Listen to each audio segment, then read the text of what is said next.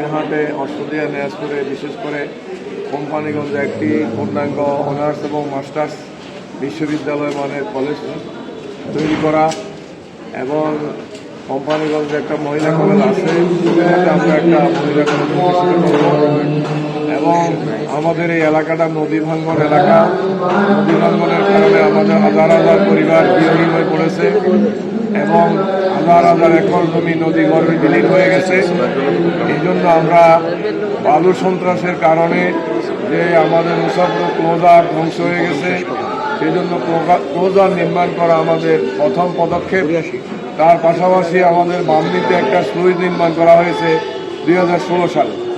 আজ পর্যন্ত এই বামনি সুইচটা চালু না করার কারণে আমাদের কবিরহাট কোম্পানিগঞ্জে জলাবদ্ধতা সৃষ্টি হয়েছে।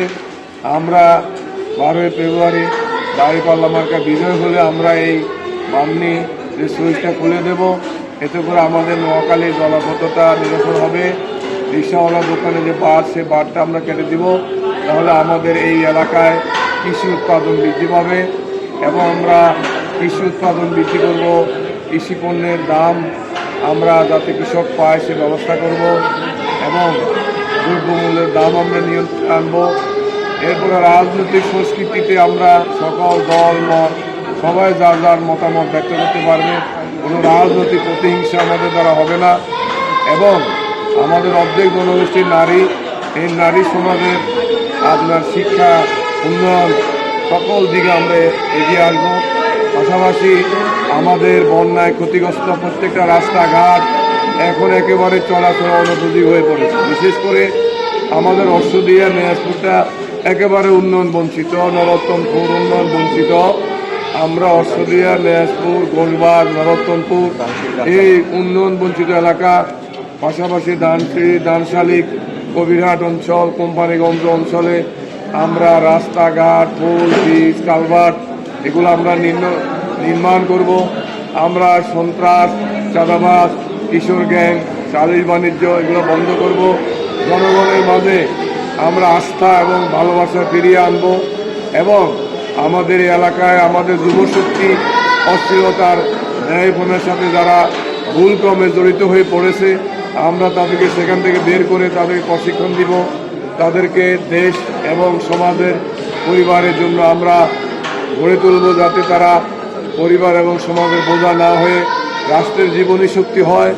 আমরা দাঁড়িপাল্লা মার্কায় যদি আপনাদের সমর্থনে বিজয় হই, তাহলে আমরা সকল ক্ষেত্রে শান্তি শৃঙ্খলা নিরাপত্তা প্রতিষ্ঠিত করব। আমাদের যে সমস্ত ইমাম মুয়াজ্জিন রয়েছে, ধর্মীয় শিক্ষক রয়েছে, আমরা তাদের সম্মানী বৃদ্ধি করব। আমাদের এমপিভুক্ত শিক্ষক যারা, তাদের আমরা এমপিভুক্ত যে তাদের দাবি দেওয়া সেগুলো আমরা পূরণ করব। সর্বক্ষেত্রে সরকারি বেসরকারি যাদের যে দাবি দেওয়া সেগুলো আমরা পূরণ করার জন্য চেষ্টা করব এবং বিশেষ করে আমাদের শতকরা 38% লোক দরিদ্র অসহায়, রিক্সাজীবী শ্রমজীবী দিনমজুর হোটেল শ্রমিক টাটা শ্রমিক সিএনজি শ্রমিক, এই 38% লোকদের শিক্ষা, তাদের সন্তানদের এই 38% লোকদের চিকিৎসা এবং তাদের সন্তানদের শিক্ষার ব্যবস্থা আমরা করব।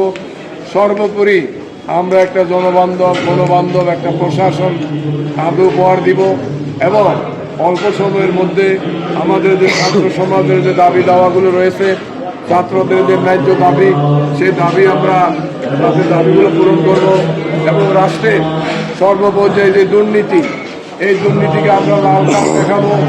আমরা দুর্নীতিমুক্ত প্রশাসন গড়ে তুলব এবং যারা শিক্ষা শেষ করে একটা সার্টিফিকেট পাবে, এই সার্টিফিকেটের দিয়েই তারা চাকরিতে এন করবে। কোথাও চাকরির ক্ষেত্রে কোনো ঘুষ দিতে হবে না, তারা কোনো দুর্নীতির শিকার হবে না, সমাজের মানুষ অবহেলা বঞ্চনার শিকার হবে না।